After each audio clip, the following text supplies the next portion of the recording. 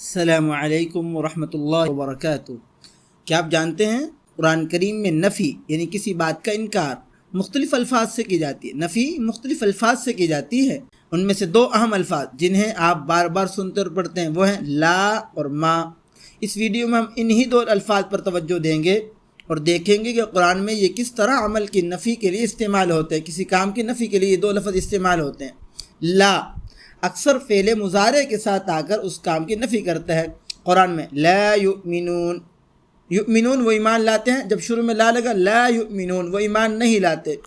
لا تسمعوا، تسمعوا سنتے ہیں، لا تسمعوا آپ اس میں نہیں سنو گے، فیہا اس جنت میں، لاغیتاً کوئی فضول بات۔ لا یموت فیہا، یموت وہ مرتا ہے، لا یموت وہ نہیں مرے گا، فیہا اس جہنم میں، ولا یحیا نہ جیے گا، نہ وہاں مرے گا نہ جیے گا، نہ جینے کا نہ مرنے کا۔ ان اللہ لا یہدی من یضل، بے شک اللہ تعالیٰ لا یہدی ہدایت نہیں دیتا، من یضل جو گمراہ ہو۔ لا یخلقون شیئا وہ کچھ بھی پیدا نہیں کرتے۔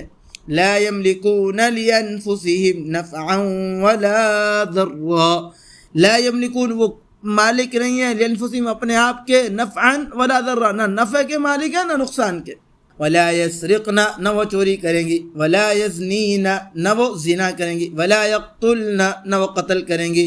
انی اعلم ما لا تعلمون میں جانتا ہوں، یقین جانو کہ میں جانتا ہوں، ما ایسی بات ہے لا تعلمون، لا تعلمون جو تم نہیں جانتے۔